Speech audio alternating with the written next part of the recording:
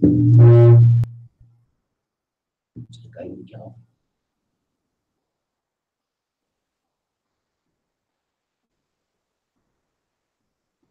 Vader, ons moet vanmôre kom saam dankie sê. Dit ons nie meer langer kinders van vrees, slawe van vrees hoef te wees nie. Dat ons nie in kettinge vasgevang hoef te bly lewe nie. Maar dat ons vry kan wees, omdat ons 'n God het wat vir ons omgee. Ons kom breek vanmôre in Jesus se naam elke ketting van vrees wat mense vashou. Vrees vir die toekoms. Vrees van wat met my gaan gebeur op my ou dag. Vrees van my werk wat ek kan verloor. Vrees van my huwelik waarmee dit nie goed gaan nie. Vrees van my kinders wat my vergeet het. Ons kom breek elke ketting. Vader, in 'n geloof vanmôre, kom gee ons dit alles aan U. Ons vra. Ons is U kinders. En ons vra dat U sal restaurasie bring en herstel. En genesing in hierdie tyd wat voor lê. Ons lewe ons lewens voor U neer. Jesus, U is die een wat red en ons bid. Kom red ons. Kom lig ons op met U reddende regterhand. Want ons sal nie bevrees wees nie. Ons hou vas in U. Dankie vir U teenwoordigheid vanmôre. Ons eer U in Jesus se naam. Amen. Dankie, kom maar sit.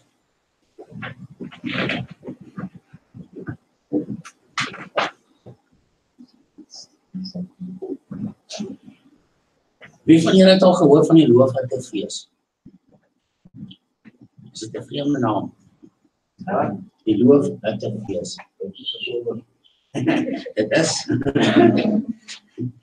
Dit is dan nog bekend as die Dankofferfees of as die fees van tabernakels, die festival of tabernakels in Engels.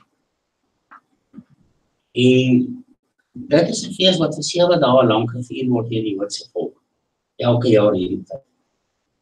So aan die einde van September, begin Oktober, dit hang af, want hulle jaar en ons jaar kom nie ooreen nie. So in ons kalendertyd is dit so nie van die middel na die einde van September toe, of partykeer gaan hy oor in Oktober, afhangende van hoe hulle jaar begin en eindig. En vandag is eintlik 'n baie spesiale dag, want verlede Sondag, die 23ste, toe het hierdie fees begin, die Sukkotfees op die Festival of Tabernakels. En dit is vir 7 dae lank en vandag is die laaste dag van hierdie fees. En hierdie fees se Here toe is om vir die Here dankie te sê. Vir die jaar wat verby is en vir die oeste wat dan gekom het en vir sy voorsiening in die jaar wat verby is. En Moses het by die wet van die Here afgekry, het hy vir die volk gesê dat hulle dit moet doen. En dit is die rede hoekom dit gevier word. Die eerste rede en die tweede rede is om te sê, Here, dankie. Dankie vir alles wat ons hierdie jaar uit die hand het ontvang het. Nou ons lees in hierdie fees, van hierdie fees lees ons in die Bybel, in Levitikus. As julle wil vanaf saam met my blaai daar, Levitikus 23. Vanaf vers 34. Van vers 34 lees en dan weer vers 39.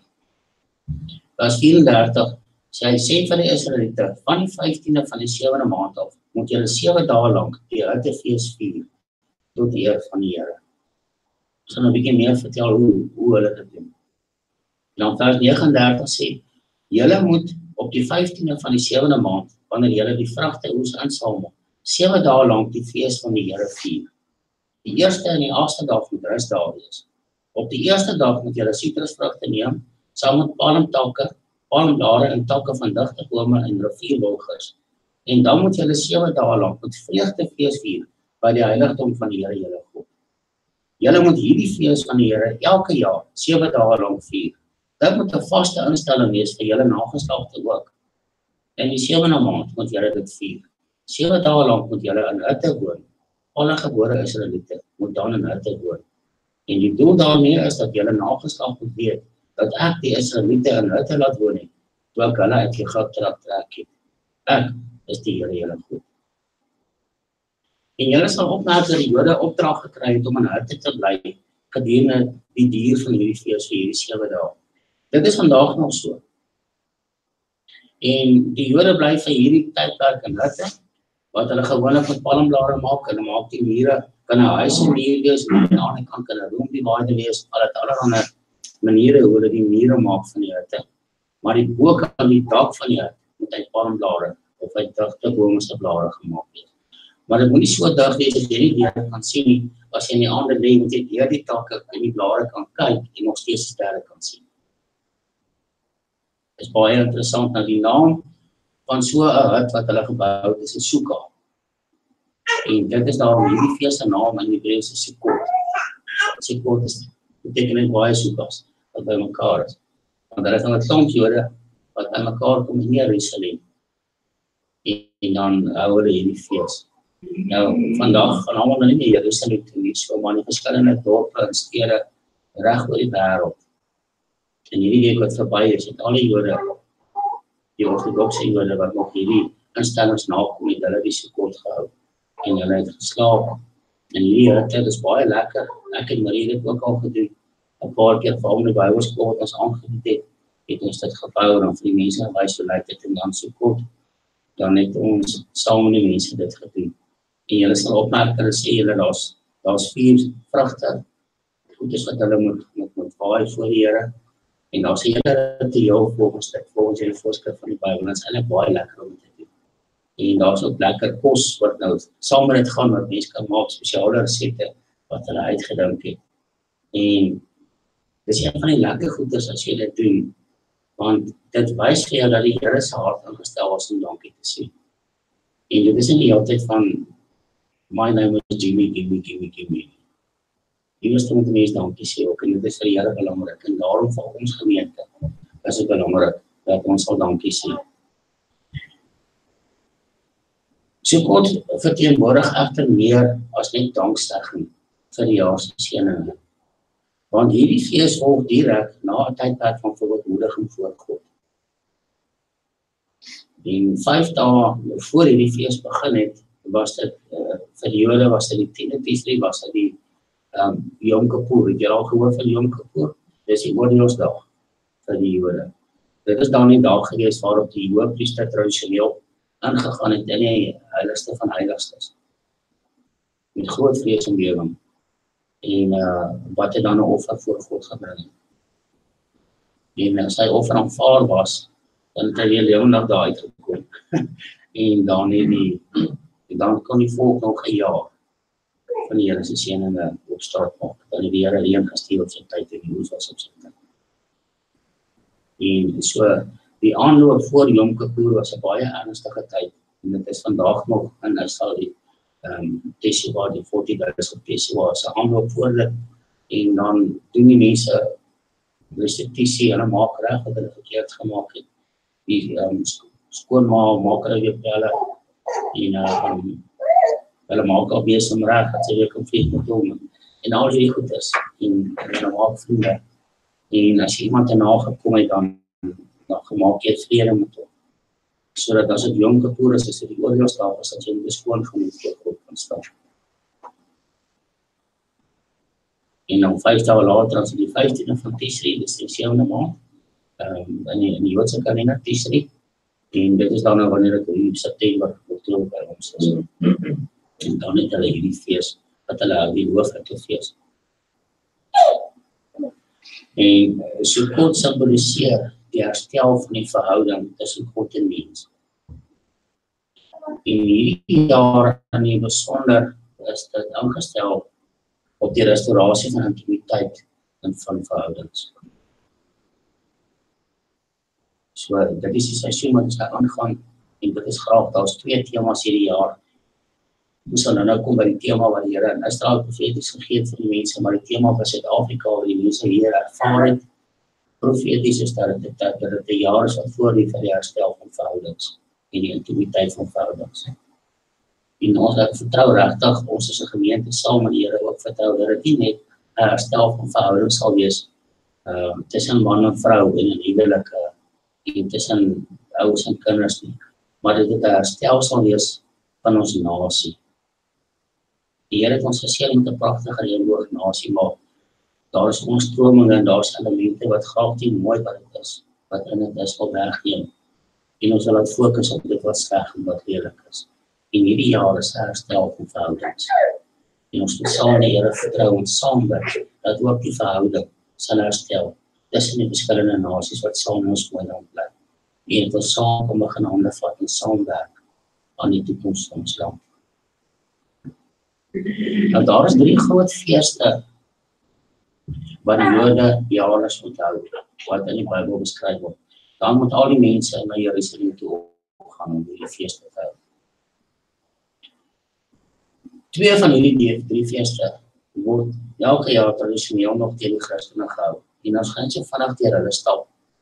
Die eerste fees is vroeg in ons kalender. En uit 'n landbouperspektief bestem dit oor een met die plantseisoen in Israel. En wie kan vir my sê wat is daar die eerste fees? Nie is die naampoe nie. Hulle het die naampoe in Israel nie. Is die Paasfees. Dis die Paasfees. Okay, so dit stem oor een Pesach of die Paasfees en dit stem oor een met die plantseisoen in Israel. Waar dit dan is. Dan hou hulle vier hulle 'n groot fees. Die tweede fees wat hulle vier en wat die Christene ook vier, sy Joodse naam is Shavuot. En dit stem ooreen met die insameling van die graanoes, dit is 50 dae later. En die Afrikaanse naam vir dit is die Pinksterfees. Dis ook die naam vir dit. Dis die Pinksterfees. En jy onthou die betekenis van die Pinkster of die Pentekoste vir ons as Christene. Dis die dag waarop die Heilige Gees uitgestort is, presies op daardie dag. En dan is daar die derde fees. Die derde fees is die Sukkot, die fees wat nou gevier is in Israel, maar dit uit 'n landbouoogpunt stem dit ooreen met die tyd wanneer die vrugte klaar ingesamel is. En dan is die totale oes van die jaar en dan aangekom in die graanskiewe. En dit is daarom. En hulle sê dat wanneer jy jou oes geplant het met Paasfees, dan weet jy nie of dit gaan kom reën nie. Jy moet die Here vertrou dat jy plant en dat jy daar gaan oes en jy is onseker oor die. Die tweede fees is dit die Shavuot of die Pinksterfees.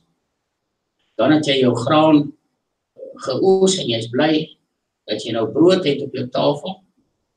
Maar jy weet nog nie of jy gaan vrugte hê nie, jy weet ook nie gaan byne hê nie. Want jy weet nog nie of jou vrugte gaan suksesvol wees nie. Maar wanneer jou vrugte aangekom het, dis die totale oes van die jaar. Dan weet jy jy brood en jy wyn en jy kaas en jy jam en jy alles. En dan kan jy regtig by op jou vreugde kan voorkome wees. Want die jare dan goed afgeloop. Die Here het voorsien en daar is voorsiening vir die volgende jaar vir jou en jou huisgesin.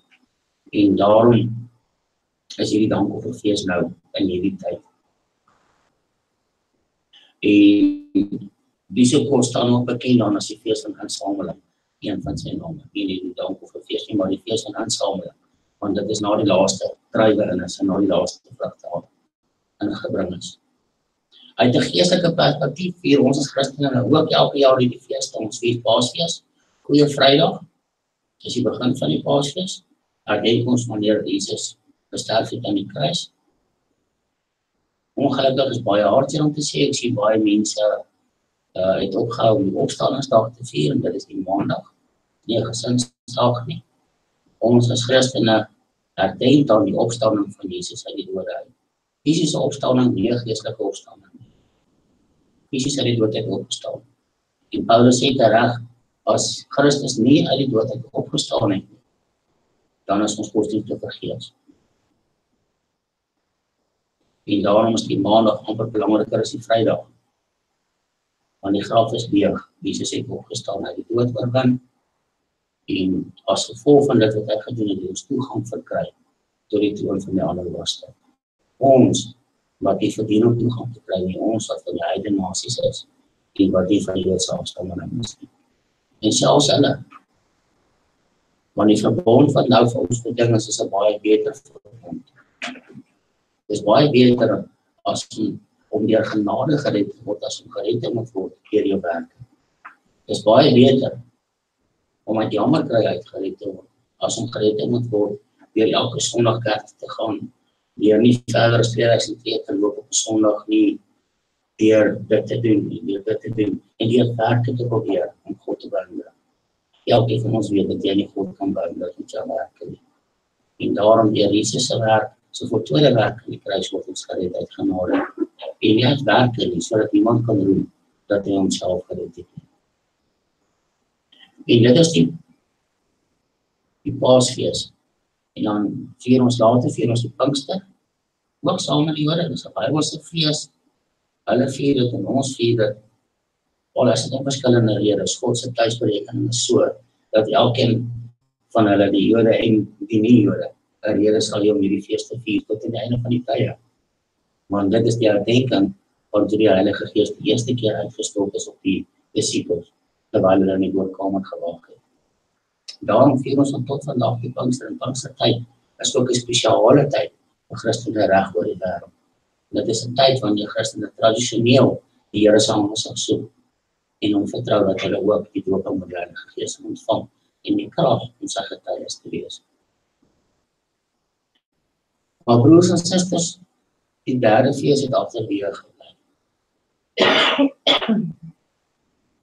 Wat ons voel dat ons hierdie twee gedoen het, maar mense is geneig om op te hou om te wil dankie sê en om dankbaar te wees.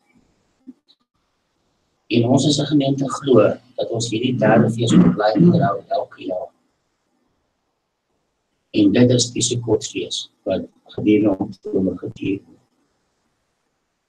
Sukkot of danksegging of die dankseggingsfees is nie net omdat die Here voorsien het fisies in ons behoeftes nie, en dat ons deur nog 'n jaar gekom het sonder dat ons bly soos vier op die stokkies nie. Maar 'n stem ooreen met die vreugde om te weet dat jou sondes vergewe het, dat Jesus jou sonde vergewe het, dat jy vry is, dat jy nie 'n slaaf van vrees is nie, en dat jy die ewige lewe kan beerwe. Dit herinner ons aan God se wonderbaarlike voorsiening en sorg. Party mense sê dat dit voel vir my soms of die Here my vergeet het. Maar wanneer ons hulle fokus verander, dan begin hulle agterkom, die Here het hulle nie vergeet nie, hy hou hulle vas in die motte van sy hand. Maar hulle kyk net die klein dingetjies mis. Ek en Marie gesels, ons staan nie buite nou die dag aan gesels, en ons sê vir mekaar, die meeste wonderwerke gebeur in die klein dingetjies wat mense nie raak sien nie. Wat jy neem as ons afspreek. En mense is so aangestel, jy verwag 'n wonderwerke te groot ding wees. Iemand moet uit 'n rolstoel uit opstaan, of blinde oë moet kan sien, of dowe ore moet kan hoor. Ja, dit is wat wonderwerke. Maar die klein goedjies in jou lewe wat elke dag gebeur, kyk ons mis. Want ons fokus op die groot goed. Ons wag vir die oproep vir daardie oom wat jy nie geweet het nie, wat jou erflating van 2 miljoen of 5 miljoen gelos het. Ons wag vir sulke groot goed elke dag. En ons mis die klein goedjies, ons mis die klein wonderwerkies, wat maak dat ons nog 'n jaar kan leef. Weet ek het nou die dag gedink, dat selfs vir my, om hierdie ouderdom te kon bereik het, wat ek nou bereik het, is 'n wonderwerk, op sigself. As dit nie van God se goedheid was nie, ek was nog 'n jong seentjie gewees, toe ek 'n motorongeluk was. En ek was dood gewees op die ongeluk, my oupa was saam met my in die bak gewees, en hy is dood in daardie ongeluk. Maar deur God se genade het ek sonder enige skade daar uitgekom. En die getuienis van dit is dat net voordat ons gery het, dit verskriklik valk geword. En klein seentjies word die valk nie meer aan nie, hulle is lewendig, hulle het energie. Maar skielik raak ek valk, ek kan my oor nie opbou nie. En ek lê plat op die bakkie se sitplek, en ek raak in die slaap. En die feit dat ek plat op die sitplek gelê het my gered. Want toe die slag teen die boom kom, toe val ek van die sitplek af, net tot voor op die vloer, in plaas daarvan dat ek hier die ruitsou getrek, en ernstig as hier sou gelees het. Ek moes as 'n jong seun reeds dood gewees. Jare later, ek weet nie, soos die meeste van ons, moes my blinde darm verwyder word. Maar julle gedink daaraan as daar nie die wonderwerk was van chirurgie nie. Of as dit 'n paar jaar gelede was, voordat die mense geweet het om 'n blinde darm uit te haal. Dis 'n wonderwerk wat ek lewe. Ek het 'n paar keer ernstig siek geword. En dit is deur 'n wonderwerk van God, klein wonderwerkies. Wat jy apteek toe gaan, jy betaal R12 vir 'n pakkie antibiotika. Maar weet jy wat, dis nie vir dit was nie, bietjie vandag gelewe nie. Want soms kry jy infeksies wat jy nie sonder antibiotika kan oorkom nie. En as dit nie was vir daardie klein wonderwerkies nie, was ek nie vandag hier nie. Ons kyk die klein goedjies mis. Ons kyk die klein goedjies mis en ons dink die Here het my vergeet, want daar gebeur nie groot wonderwerke in my lewe. En die hele doel van Sukkot, die hele doel van die Dankofferfees, is om ons fokus te verander. Om die klein dingetjies te begin raak sien, om te begin dankbaar wees. En dan sien ons die wonderwerke wat God elke dag vir ons het. Ek weet in my eie lewe is dit ook so. En ek het my vrou so geleer om lief te kry. Dit het my jare gevat om haar liefdestaal te verstaan. Dank die Heilige Gees dat hy my dit later gewys het. Maar sy het my lief deur klein dingetjies. Sy het my lief deur klein dingetjies my te doen en daardeur van my te wys. Hoe lief sy my, dis haar liefdestaal. En hoe meer ek die klein dingetjies raak sien wat sy doen, hoe meer waardeer sy dit en hoe meer dingetjies doen sy dit vir my. En God is dieselfde met ons. Party mense dink dat God is hierdie groot supernatural ou raak hoorsit en goedjies soos dit raak hom nie. Maar ons is gemaak na sy beeld, ons is geskape na sy beeld. Hy waardeer dit ook as ons die klein dingetjies raak sien en dit motiveer hom om nog ander dingetjies vir ons te doen. Want hy sê papa, dit is wat jy papa is vir jou kind of vir mamma. Hy sê ouwe en is vir hom lekker. En wanneer ons die klein dingetjies raak sien en waardeer, dan is dit vir hom lekker om vir ons nog dingetjies te doen. En daarom het die Dankofferfees so 'n groot betekenis in die Bybel. Profeties vier ons die Dankofferfees ook in afwagting op die koms van Jesus se koninkryk. Hoekom kan ek dit sê? Dit is baie interessant, min mense weet van hierdie skrif in die Bybel. Maar uit al die feeste van die Israeliete wat hulle mos onderhou het, is daar een fees wat nog steeds gehou gaan word wanneer die Jesus se koninkryk kom. En min mense weet daarvan. Weet julle dat die Bybel sê dat wanneer Jesus sy koninkryk gevestig het, al die nasies elke jaar verplig sal wees om na Jerusalem te gaan om die Dankofferfees daar te gaan onderhou, die Houtefees. Baie interessant. Al die ander feeste gaan wegval, maar die Houtefees gaan, wanneer die nuwe Jerusalem gekom het, nog steeds elke jaar onderhou moet word. En al die nasies gaan elke jaar na Jerusalem te gaan om die Here daar te gaan aanbid. Julle kan saam met my blaai daar in Sagaria.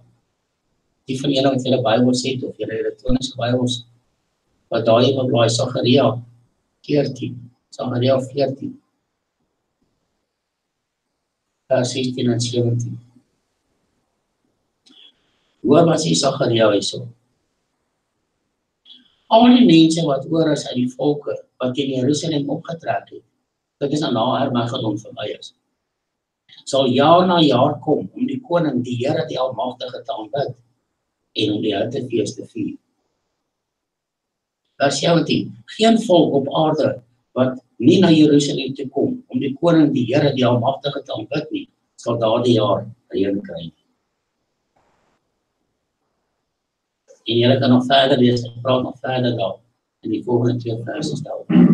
Maar baie interessant, in daardie tyd moet almal opgaan om die Houtefees te vier by Jerusalem. En as daar 'n nasie is wat kies om nie verteenwoordigers te stuur Jerusalem toe om die Houtefees te vier nie, daardie jaar sal daardie nasie nie reën kry nie. So ernstig is die Here daaroor.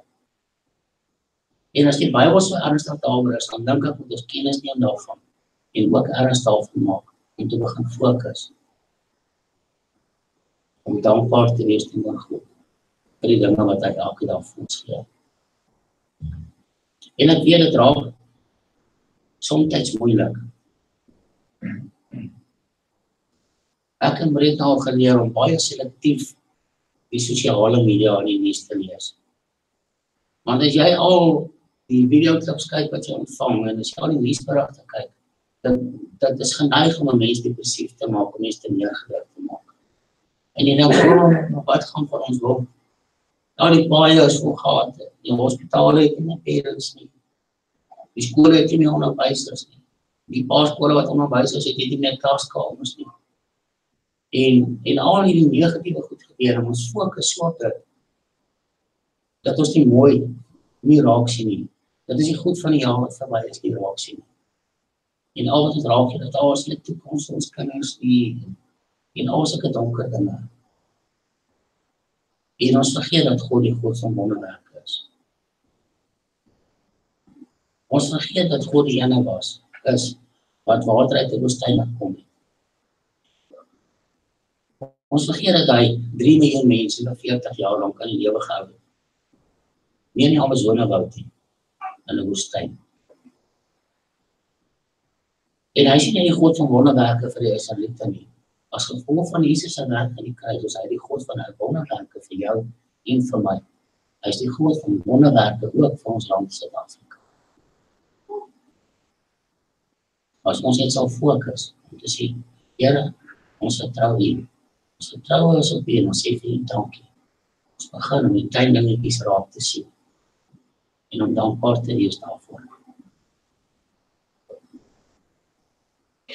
Maar as ek nou sommer net 'n ding waaroor ek nou vandag praat, omdat dit swaar op my hart is, en ek wil graag hê dat ons gemeente dit moet doen. Wat gebeur in die res van die wêreld? 4 dae gelede berig CBN News dat meer as 5000 Christene verlede week in Jerusalem bymekaar gekom het uit amper 100 lande om Sukkot te gaan vier in Jerusalem. Die internasionale Christelike ambassade in Jerusalem sê dat hierdie mense die uitnodiging van Sagaria 14 volg, waar gesê word dat al die nasies eendag in Jerusalem sal byeenkom om die Dankofferfees daar te gaan vier en om die Here te aanbid. Hulle kom nou al reeds byeen as 'n verklaring van geloof dat die dag van die Messias heers wel sal kom. En hulle tema vir hierdie jaar, wat hulle profeties van die Here af ontvang het, is Dare to Dream. Dare to Dream. Ons daag jy uit om te droom. En dit is wat hulle voel wat die Heilige Gees sê, vir sy kinders. Dare to Dream. Al daardie drome van jou van die raak af, stof hulle af. Begin om weer te droom. Begin om die klein dingetjies om jou raak te sien. Begin om die Here te vertrou. Met klein deurbrakies, op pad by 'n groot deurbraak. Begin om weer te droom. Ons lewe miskien in 'n wêreld wat vir ons nou lyk of wat sleg is. En of daar nie hoop vorentoe is nie. Maar dit is maar net so omdat ons nou omring is deur 'n netwerk van kommunikasie wat daar nie vroeër jare was nie. Maar weet julle dat in Stalin se tyd 60 miljoen Christene doodgemaak is? Nie net Christene, 60 miljoen mense in Rusland doodgemaak is. Omdat hulle getel was as teenrevolusionêr. Weet julle hoe baie mense, 60 miljoen mense? Hier in Suid-Afrika is ons nou nog 55 miljoen mense. Dit beteken Stalin het elke liewe mens in Suid-Afrika doodgemaak. So baie mense het hy doodgemaak.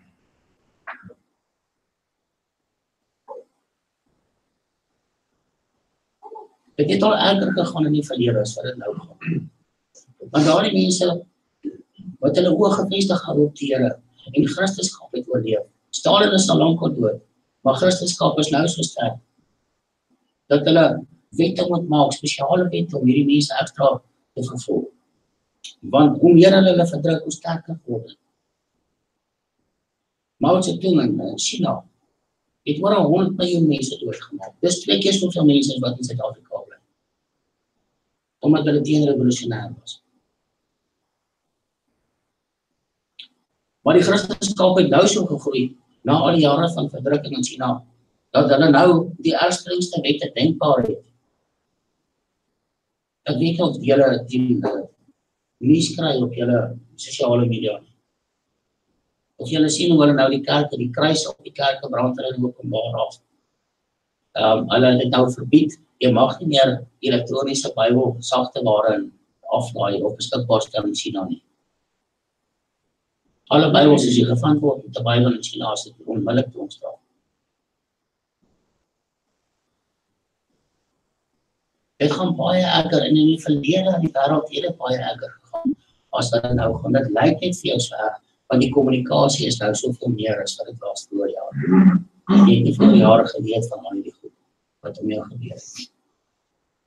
Maar die Here vra van ons, nie teenstaande die omstandighede, nie teenstaande die storm om ons, of ons oë gefestig sal hou op hom. Ek weet nie of julle kan onthou, die dag toe Petrus toe Jesus op die water gesien loop het. Is daar 'n storm gewees om hulle. En Petrus sê, Here, dat ek oor hierdie skei klim en oor die water na uit te stap. En Jesus sê, vir ons regkom. En hy klim uit en hy loop op die water, en wat doen hy toe verkeerd? Hy haal sy oë van Jesus af en hy kyk na die storm. En hy dink, o genade, die golf gaan omslaan. En daar begin hy sink. Toe moet Jesus sy hand uitstrek en help. O, daardie groot man van geloof, Petrus. En Jesus sê vir ons vandag, moenie kyk na die storm om jou nie. Loop saam met my op die water. Ons loop bo op die golwe. Kom daar 'n groot golf voor jou aan, nie wil kom wat wees ons loop hoor. Jy sal nie sink nie. Gaan behoor om loop. Maar jy oor gefestig op my, nie op die storm nie.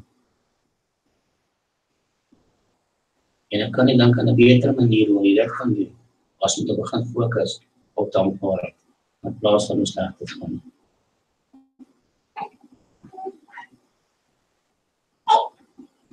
Nou, hulle toon van Danny to Dream kom uit Psalm 126, vers 1 tot 3, 'n baie bekende psalm. Hy sê dan Psalm 126, toe die Here die lot van Sion verander het, was dit vir ons soos 'n droom. Ons het gelag en gesing, en onder die nasies het ons gesê, die Here het groot dinge aan hierdie mense gedoen. Nou, sê vers 3, die Here het groot dinge gedoen aan ons, en ons is bly. En profeties sê die mense, hierdie jaar is Psalm 126 ons jaar. Dis ons psalm. Dis waar ons gaan staan. Ons gaan begin dit waag om te droom. En ons gaan wag vir die dag wanneer Suid-Afrika as 'n nasie by die ander nasies kan sê, die Here het groot dinge vir hierdie mense gedoen. Die Here het vir ons groot dinge gedoen en ons was bly. Maar dit alles begin by die kinders van die Here, oor wie sy naam uitgeroep is.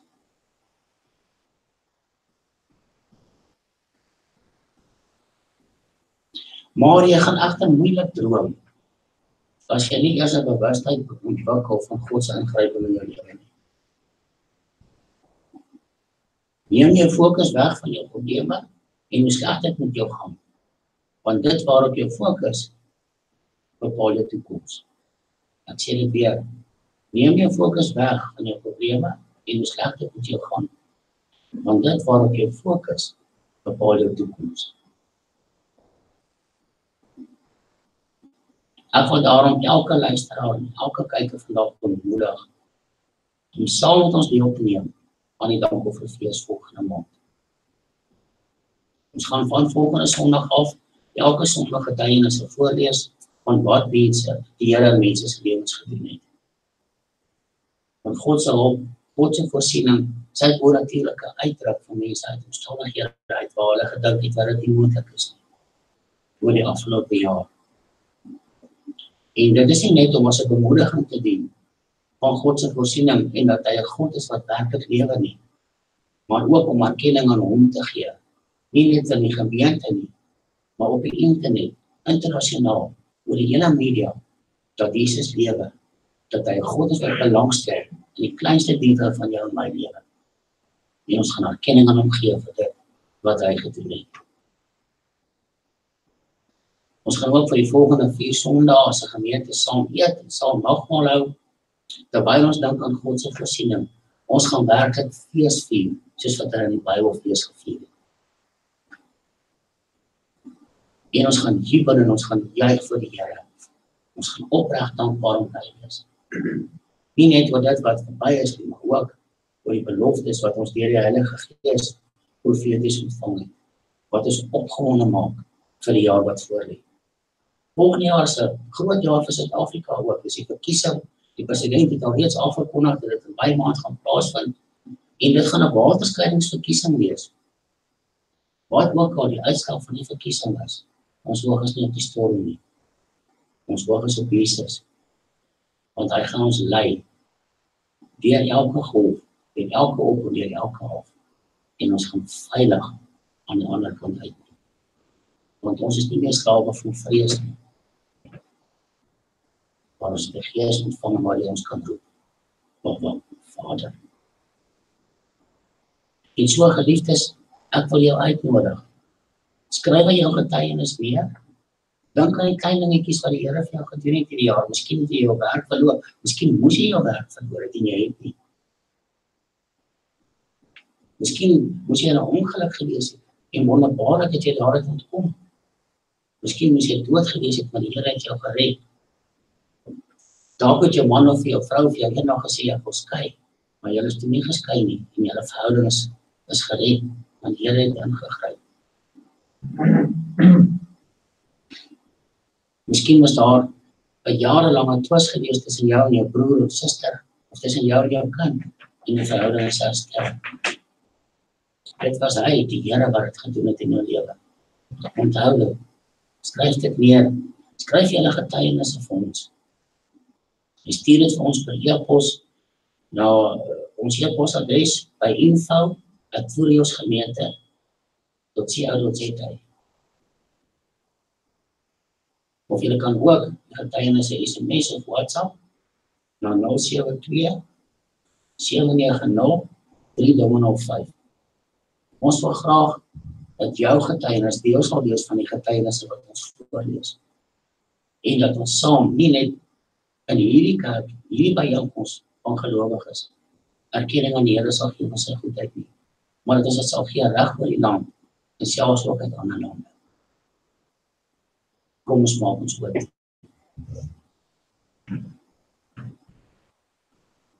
Vader, wat 'n wonderlike voorreg vandag om te kan gesels oor die Sukkot, oor die Loofhuttefees. En nou bly ons miskien nie in hutte nie.